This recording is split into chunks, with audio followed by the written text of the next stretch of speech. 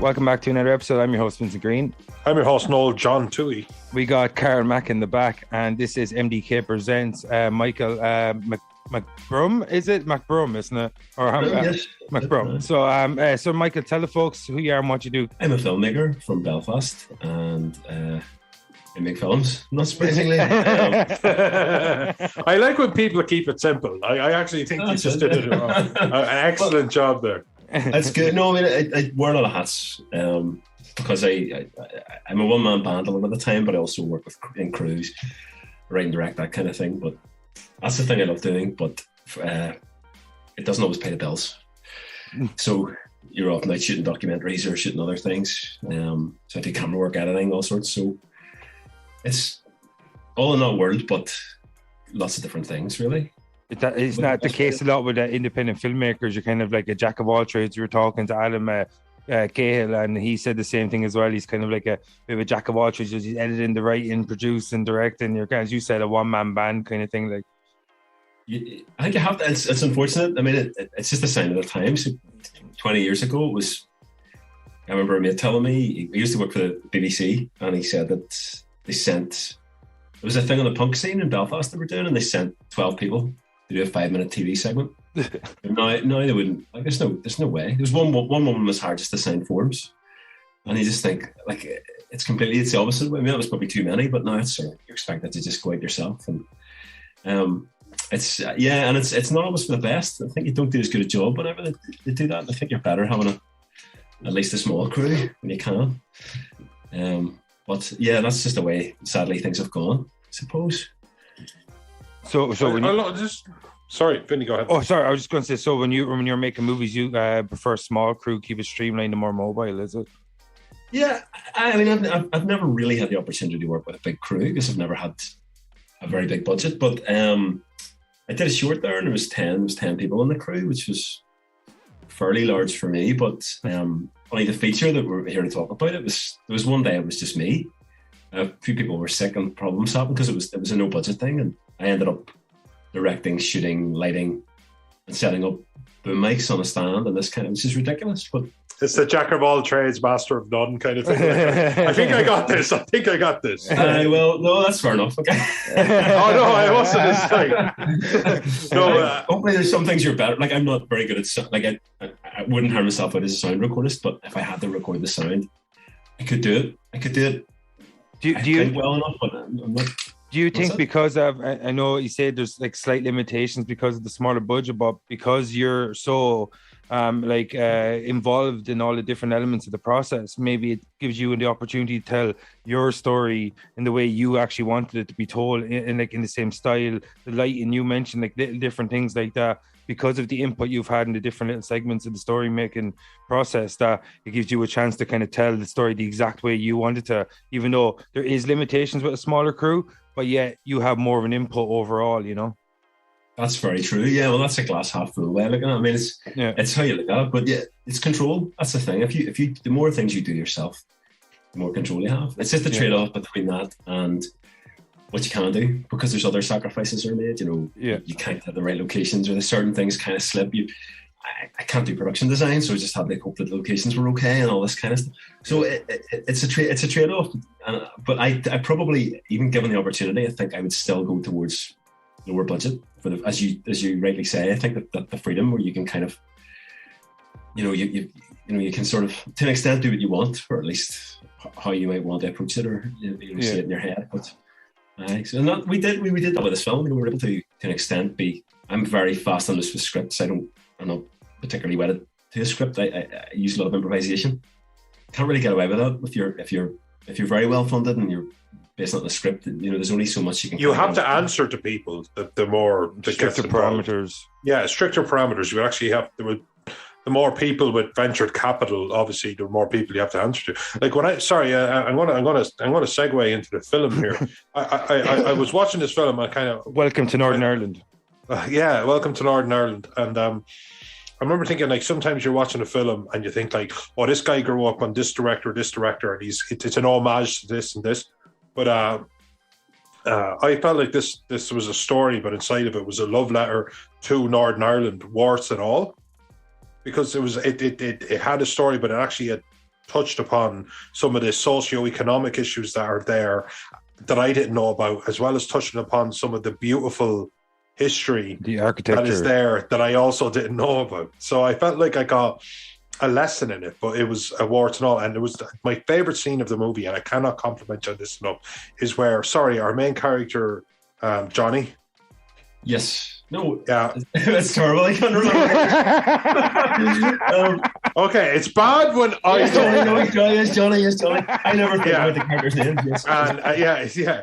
But it was him and his girlfriend are juxtaposed, and it's her talking about the religious discrimination and the domestic violence, almost endemic levels.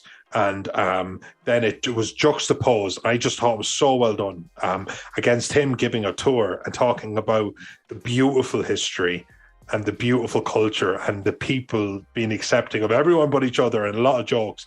And I thought when you blended those two things together, I remember just saying, I said to my fiance Sheila, I said, I've taught my first very nice question. I said, it's a love letter to Northern Ireland, which I've just blended in. But it did feel like that. I stand by it. I think this was a film where the inspiration was just the place itself. And am I completely off base there, or was there just? Is this just? I think there's no right or wrong with something like that. I'm really glad. Thanks for that. I'm glad you thought that. The intention is always to make something for me that. I mean, okay, you might be trying to make a point, but I always like people to sort of interpret it themselves. I think for me, it's a success if people have their own kind of reading of it. I think that's a good thing. I don't particularly want to feel like I was hitting people over the head with an idea. I talked to other people about it, and it's even the title. You're talking about Northern Ireland. That's in the title deliberately, and it's a slightly contentious phrase, even in the north, because there is this divide. For some people, it's a very real thing. Some people won't even say Northern Ireland because they feel it's kind of not legitimate. They don't really see it as a legitimate state or entity. And I sort of deliberately used it as a kind of, I thought, we'll just drop it in there and call it that, And the main character does believe in it. He has this idea that it's somehow different from the South. It's its own thing. Whereas his girlfriend in it sort of thinks it's not. It's 6 counties. It's nothing. She says that those exact words. Yeah. So, and that's the thing, and that's a big thing in the north. One of my favorite scenes was when he was trying to buy the car. when he's trying to buy the car, and the guy's having a meltdown when he's sending it to him. Would you take it for 700? Fuck off! Yeah, that was great. That was just great. It's a grand car. It kills me that I won't see the word. It's a grand little car. I think that's my favorite scene too. The whole film was supposed to be entirely scenes like that. This was the thing where the money was a problem. It was about that juxtaposition, that awkward thing about, is it a country or there's good things happening here, and then also the other side of it that's not good. But it was meant to be loads of little characters all around the place, and he would travel about and he would meet these very distinct kind of different people. But it just never happened because there was no trying to get actors, trying to get the time to work with them beforehand and work on characters so it just ended up being much more contained locally. It was nearly all shot in Belfast. It had 2 very small cast, and that was the downside of not having any money at all, because we couldn't really, there's only so much you can ask people to do for free, and then it becomes, So was this? Stop answering the phone to you. So, was this a case of you like on site with a script, kind of going, well, can't do that, can't do that? Was like this evolving in real time thing based on what you originally started out with? A wee bit, yeah. I mean, I would tend to write a script, shorter one, and then work on the characters, and then shoot a scene, and then edit as you go, and then you start to realize we need this, we need that, this is missing, and then we'd sometimes have the opportunity to go back out and shoot a scene. But most of it was scripted. But I would I'd get actors to improvise their way into scenes if there's time. So rather than just jumping in with the first line, I would sort of go, right, we're half an hour before the dialogue takes place. You're in the bedroom. Go ahead and get them to improvise, and they kind of know what the setup is. And you get some really interesting wee moments, wee bits that you can use. And so it was quite organic at times. Other bits had to be for time quite scripted. And kind of, more by the book. But yeah, so it's a kind of a mix of those things. But yeah, that was the restriction. We couldn't kind of go everywhere and do all this big thing. I mean, at one point we were meant to go to Dublin and do all these other things, but it was just impossible. So we ended up making it. It's very small, very parochial and kind of small. But I think they get up the North Coast at one point, but we didn't get the photography. It was very you don't know they're up the North Coast because they're just standing by a river. So maybe that was a missed opportunity. Do you know what happened? It was we had this lovely footage out of a car. I was lying in the boot. It was either me or the camera operator. I can't remember. We both took turns. We're lying in the boot, my car with the boot open on a big piece of elastic with the camera on it to suspend it. And Johnny and his girlfriend were in the car driving up. This is in the Glens of Antrim. It's a lovely looking place. All these kind of glens. We got these great shots, but then halfway through the film, the actor sold his car in real life. Sold his car. bought a new car, and the continuity didn't fit at all, so we had to just scrap. Just remembered that from talking about it. So those are the other kind of challenges that happened. But on Johnny's drive back from the guy that kind of screws him over, I don't want to give away too many spoilers, but was it kind of reminiscent of The Shining when he was driving to the Overlook Hotel with the way the music was playing and you were kind of showing the scenery was that done on purpose? Was it? I never thought of that, actually. That's interesting. But now he's going to say from this point forward, I was thinking of The Shining. That's what I do. It was a Kubrick reference. No, it's funny. Yeah, there are definitely influences in there, but I think what's interesting when you're from somewhere and you're trying to film it, sometimes when you have a slightly outsider point of view, you can see it more clearly. You can have a point of view. When you're used to a place, you stop looking at it. You've kind of your head down and So that was quite hard to work out how to approach the shooting, and how to look at the driving scenes. You're just kind of you stick the camera wherever you can, and you just get what's there. But the rest of it just. Sorry, I'm going on a bit of a tangent, but it just made me realise it's what we do here. It's okay. Oh yeah. It's what straight lines are not accepted at all. Our only prejudice. It's okay. I do this a lot. I start answering a question and then end up going somewhere else. Yeah, no, it's hard to picture. How do you photograph this, or how do you film it? So we kind of work that out. So if there is an organic, or I don't know how you put it, but if there's a sort of a if it doesn't look like that, I know you were saying earlier, it doesn't particularly look indebted to something. I think it's just because we were working out how to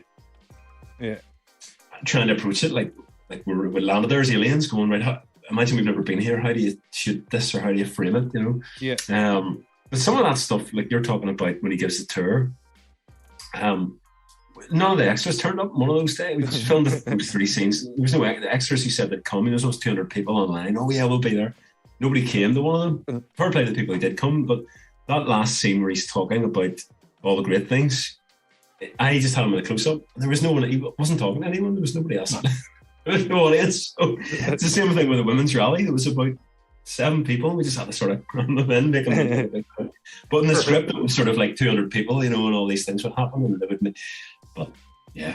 Do you think all those challenges made you better as a filmmaker? Because like the little tricks and stuff you had to learn to kind of not deceive your audience, but I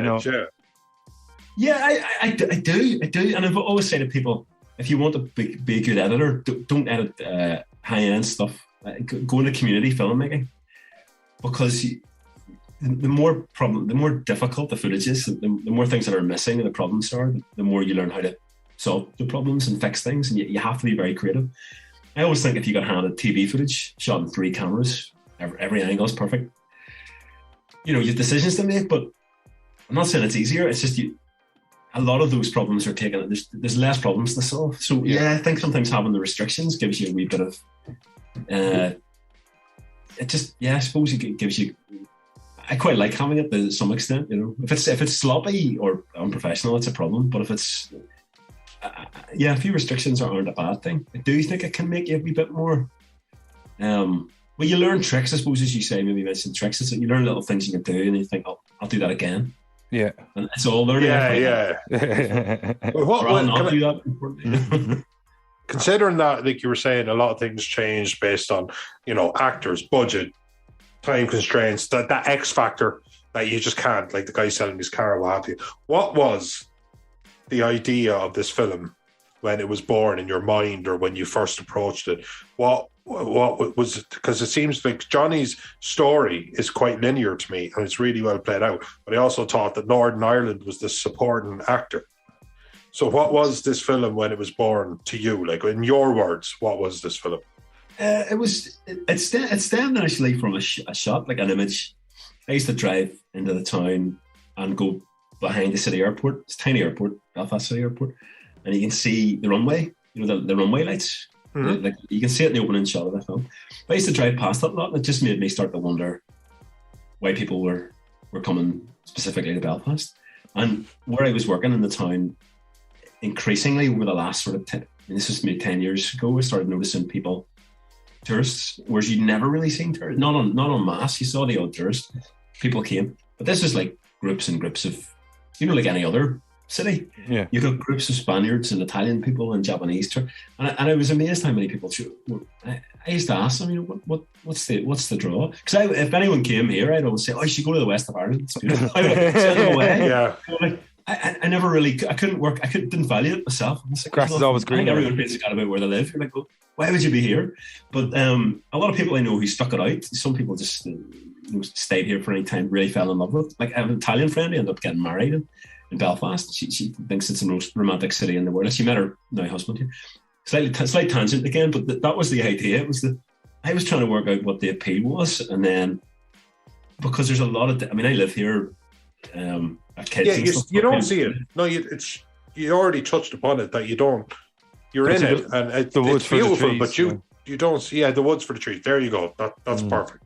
But there's all the discontents. You know, the politics. Maybe the politics anywhere, but the politics here. There's politics in Northern Ireland. Wait, what? My producers in my ear. I'm learning.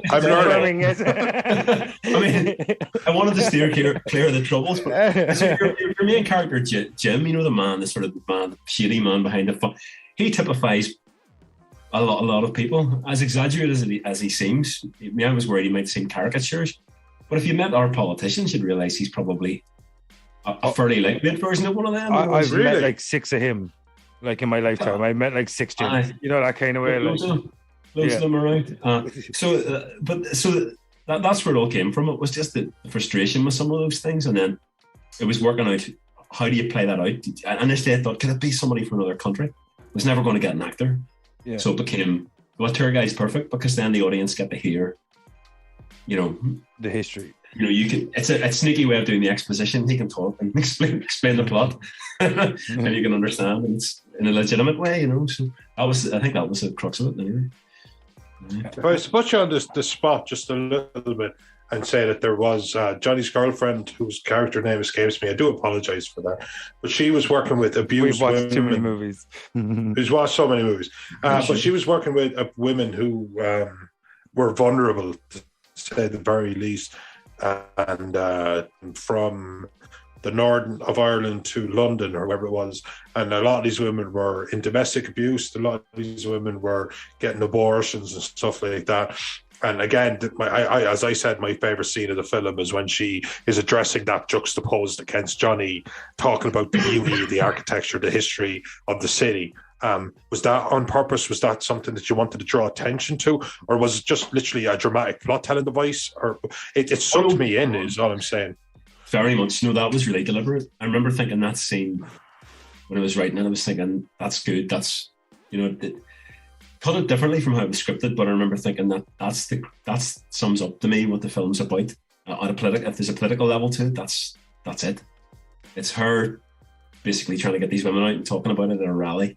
And then him trying to sell it, and that's sometimes how I feel about it. There's people pushing it, trying to sell it, and a lot of that's good. Like a lot of it is good. After 40 years of the Troubles, 30 years of the Troubles, it's nice to feel that there's good things happening and all that. But at the same time, it was kind of ignoring a lot of these other things that I think need to be talked about.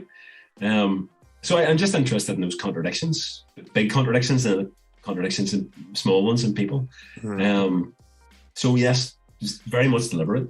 I thought it was actually, because I have to say that particular scene is one that's going to stay with me, because you know, when you laugh when you shouldn't laugh, you know, when you laugh at the exact moment that you're never supposed to laugh. I'm guilty of it, you know. I was watching it with my fiancée Sheila, and then when it cut to Johnny, and he was saying, as you can see, and he just started talking softly about, like, you know, the introduction of Christianity to Ireland, to Northern Ireland, wasn't as brutal as it was in other. And he started talking just very academically, like he clearly didn't have an agenda, but we had just seen this, and it was like domestic abuse, religious discrimination, blah blah blah, and then it was him just going, no, and here we have another beautiful, and we laughed, and we had just heard about abortion, domestic abuse, and I remember just thinking, you know what? I remember saying to her, okay, I'll give him that. That was good. That was fucking well done. You know, that was my moment of the film, hands down. But I'm glad to hear from you that it was intentional. But I was the idea behind this film to just speak your truth of your experience as somebody in Northern Ireland and just tell it through a story, or was it literally just to entertain, or was it somewhere in that kind of grey area that most things are? Yeah, probably somewhere in the middle, because it's off. I don't really think of audiences. It's not the first place. I don't think what would people want to watch. I tend to think what would I like to see. It's quite selfish, really. I sort of think. I actually agree with it, to be honest with you. As and they never bring the audience in until that becomes later concern. When I think, does the film work? Will people watch it? But it's more about the characters for me. I mean, there's ideas, but then it becomes, to me, that's the most important thing. Normally it would be, are these good characters? Are they, you know, is the dialogue, does the relationships work? Does that stuff work? Because that's what I watch films for. Plots don't concern me too much. It's really behavior, character stuff. This is probably the most plotted thing I've done, you know, plotty, and it's not particularly like a really strong plot, but it's just the first, those ideas politically were in there. They were always in there, but I didn't want to sort of make a political film. Like, I wasn't trying to bang a drum and say, that wasn't really the intention. Was the people and the relationship, and it just happened to symbolize other things that are interest. But as you say, grey areas way of looking at it, I find that films have a life of their own, and you think you know what you're doing, and then it becomes, you know, yourself sort of, it gets mixed up, and there's an alchemy that goes on, and the next thing it's sort of something else. And by the time you shoot it, it's another thing, and then when you cut it, you think, oh well, this is what it is.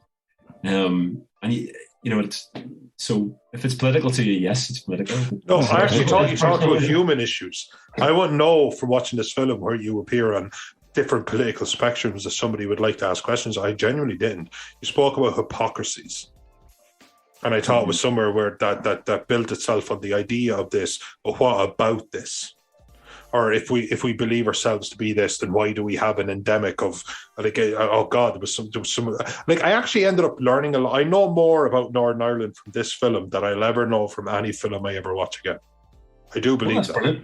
But I believe that to be true, because given the two actual careers of our main characters, you were able to interwove without lagging the story what is actually going on. And I thought that was quite clever, because if I was a tourist guide and you're following me, then I could very much so, without lagging the story, talk about the history of the architecture. But if I was a woman who was talking about socio-economic, political things, human things, then she could talk about these things, and again, not lagging the story. So I don't think you came to the forefront as a political figure. I think you were in the background and just talking about shit that is happening to people, whether you like it or not. And I think that was the biggest success of your film, from just one humble mortal from that watched it. I really thought it's very humble, handsome, sure, able to throw 200 punches a minute, definitely. I think you're worth more than one man in that case. Do you? What would you? Sorry, Vinnie, I was just going to say something you touched upon. Was the hypocrisies. Do you see that as something that's kind of like prevalent in Irish society, because even though we outwardly we like to project ourselves as a very progressive nation in terms of like equal rights for gay people and stuff like that, but homosexuality was still outlawed until very recently. And like we come from a very deep religious background, like, you know, and even though we try to have an outwardly progressive, like in your story, they're like, oh yeah, come here, everything's changed, but yet still abortions are illegal and they have to go to England. And even in Ireland it's the same case, like, you know. And I just think that, like, do you think it's a case of like when you look at Ireland that it's kind of filled with hypocrisies, that we project a progressive kind of outwardly look to the world, either side of the border, but on the other hand, we still hold on to these kind of religious, kind of stringent kind of nature that we had from our Catholic raising. Yeah, I'm sure that's true. Absolutely, I think it's hard to get a sense of. That's the problem with politics. You're trying to speak for everybody, and it's hard to know. But I know from the northern perspective, certainly, that it feels conservative. I mean, there's obviously pockets of very different people, but it's always felt. I mean, obviously, the Catholic Church is a different thing. It's very conservative, but in the north, it's just always felt a bit more. Or like recent years, anyway. With you look at some of the political decisions that were made in the south, but.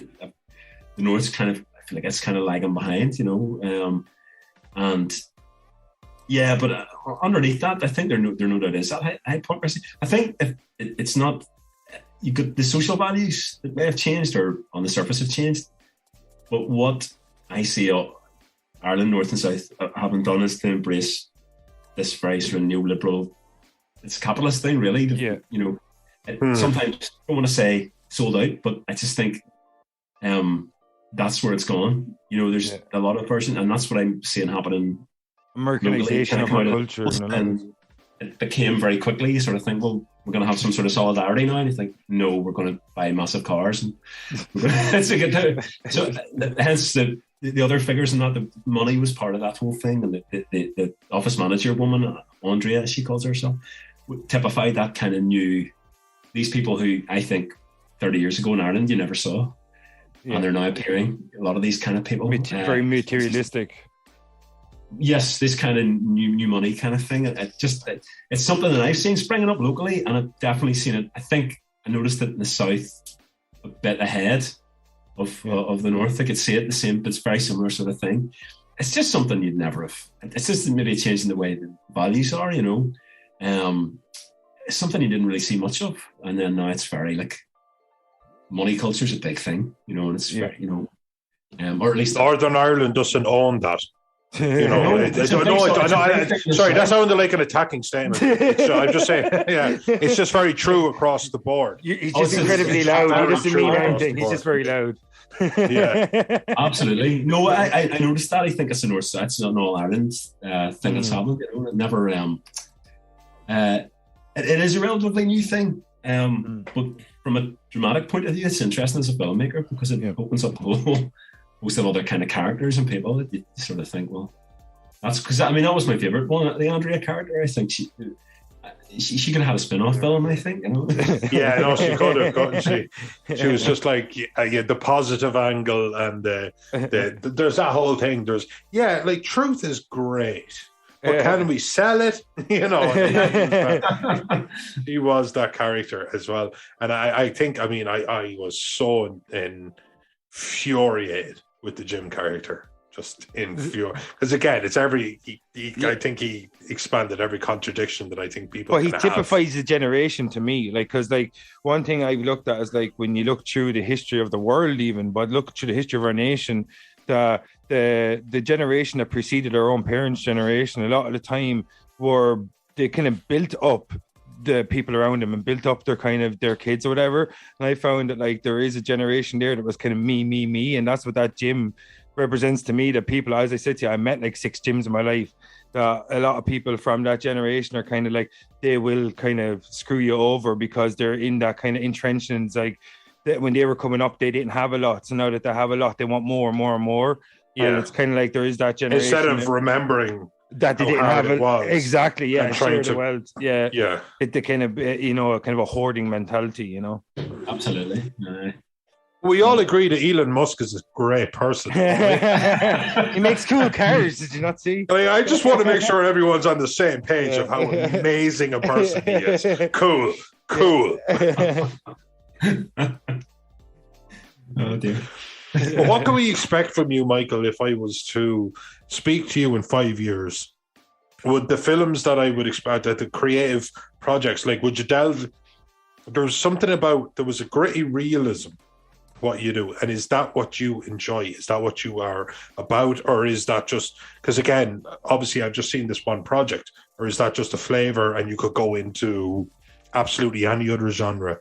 What would I say if I was speaking to you in 2 years even? That's a really good question. I mean, no, I think it's fairly representative of things I've done before and continue to do. Sometimes go a bit more serious.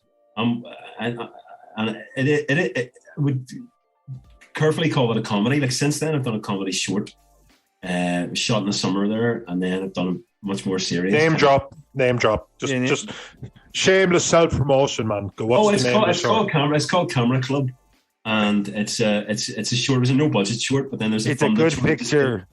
Yeah. What's that? It's a good picture. It's called Camera Club. It's a pun. Oh, yeah, it's great. No, it's a much lighter sort of thing, but it makes me laugh. So, and then the last one I did, Sapling. It's a funded short, and it's it's much more serious.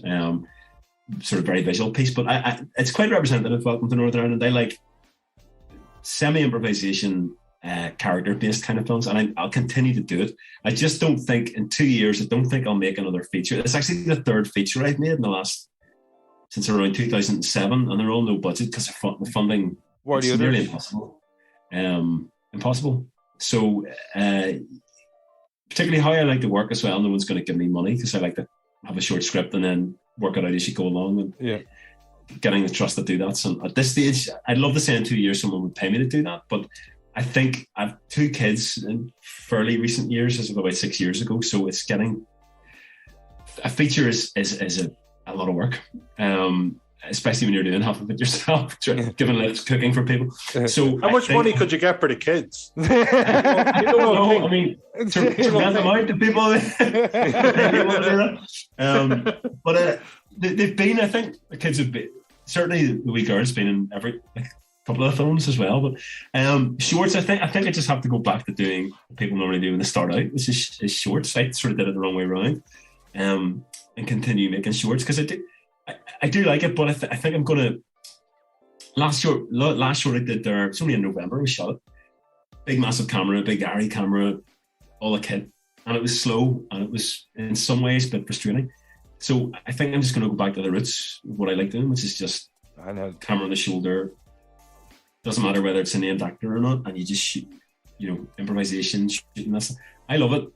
Whether or not other people, something might click, and then people think they might enjoy one of the last couple of shorts I've done, and who knows, or they may not. But I think I'll still be continuing to do it. What do you think influenced that style? Was it something that you learned from the job, or was it watching other directors and other people's styles? And there's definitely other directors I like who've been influenced, but I think it's just from doing it. I have a very practical approach, which is sort of there's traditional filmmaking, which you learn, and then I find it very slow, and I find it a bit stiff, and I don't think the actors enjoy it. In my experience, very much standing on marks and this kind of. There has to be a wee bit of that, but I seem to prefer films whenever I prefer it whenever there's excitement. It feels a bit like it's a live thing, and you're not quite sure. You can shoot more continuously, and I stir like things up, and the actors, you're not quite sure what's going to happen. That makes you feel really alive. Films that are very scripted and on the marks and all this kind of thing. I've done a lot of that. You can get really good effects, but it's just a very different feel when you're making the film. So I like the ones that are the actors feel kind of like they have a bit of freedom, and I can see myself veering back towards that kind of approach. But yeah, I mean, years ago, got into some of those realist filmmakers years ago, John Cassavetes, and I'm a big Mike Leigh fan and those kind of people. And I suppose that, that's probably in there to some extent, that kind of, but every film's been approached slightly differently, depending on the circumstances and the actors. Like the wee comedy I did in the summer, we did backstory rehearsal. So you don't rehearse the scenes because you want to keep them fresh, but you make up a little scene, very small domestic thing, and you get them to improvise a scene for half an hour, and then you get really, really good. Then they become more comfortable, and then when you go to shoot the film, I always find you get better for me, you get better results. Warm them up beforehand. Whereas the last short I did, there was no time. It was very little time. It was a funded short, and it was much more turn up, stand on the mark, side of the line, and it's tell the actors that weren't enjoying it as much. And then at the end, when we ran out of time, I went right, throw it in the shoulder, we're just shooting this a continuous take. The actor was in his element, loved it, and then he realized, I like that. It's the maybe more the drama side than the camera side. I'm trying to marry those two things. I'll get it right one day. Do you think that, artistically speaking, you're always going to make something for yourself, and if it sticks with audience, that would be fantastic? But again, because to be honest with you, I'm a big music guy. I'm a musician myself. I always think like you should make a record for yourself, and then hope that people like it, as opposed to kind of pandering and then just be able to stand over your body of work and goes, yeah, like lumps and all, that is mine. And is that your approach, or do you think that? I couldn't agree more. And I only tend to really love the work of other people, musicians and filmmakers who do the same, because that to me, I don't see what the point is. I mean, in most people's jobs, they have to do something they maybe don't want to do, or for someone else. So sometimes I make videos for people, and it's not that I don't want to do it, but it's just not how I see the world or how I would do it. So if you're going to get to do something that you want to call it art, if it's not pretentious, but why would you compromise it? I've never understood that. You know, if you just want to work it, you might have a slightly nicer or newer version of the carriage drive. I mean, that's it. Like that is, if you want to break it down, that's what it is. But I couldn't. I like that. That's not worth it to you, because I'd like to think it's not worth it to me. No, it's not. I mean, there's the bottom line is, I see it as my video work. I'm like a plumber. I'll go out and shoot, and it is with people I like and organizations I like, and sometimes charities, that kind of thing. And I'll go and do work or community filmmaking, and I get paid for it, and I'm happy doing it. I do some corporate stuff as well, and it's fine. It pays the bills, because there are bills to pay, and you have to. But I wouldn't compromise the personal stuff, because I just don't. I don't know. I couldn't live with myself. And I get that. I've been told that, but I guess it's absolutely really, really, really genuine from you. Can you tell people before we go where if they wanted to interact with you, both on a personal level and on an artistic level, on a production level, whatever, what would be the best way for them to get in touch with you? That's a great question, and please do. I'm a great one for collaborating. Everyone, actors, everyone. Probably just an email. I mean, I have a website that's just michaelmacbroom.com, and my details are on it. So if that's, there's an email address and a phone number. So that tends to be the best way, I think. So we got here. So cool. So Michael, thanks very much for coming on. It was really super interesting, and hopefully get you back again in the new year, if that's cool with you. And yes. Excellent. So this is MDK Presents. I'm your host, Vincent Green. I'm your host, Noel John Toohey. You were distracted there by something, weren't you? I was giving a candle to my girlfriend. No, you couldn't let it slide. That's all I'm saying. I won't. We got Karen Mack in the back, and that was Michael MacBroom. And check out Welcome to Northern Ireland. And really do. I'm just going to say that Welcome to Northern Ireland is not a film that I've ever seen before. I felt like I learned something from it, and I was angered by it at times. That's not a complaint, because a film should make you fucking feel something. And I thought it was a really, really excellent endeavor. I enjoyed it. I enjoyed it more than I might have given him credit before going in, and I apologize for that. Please check out the film. Cannot recommend it enough. Thanks for coming on, Michael, and see you next time. Thank you, lads. Thank you very much.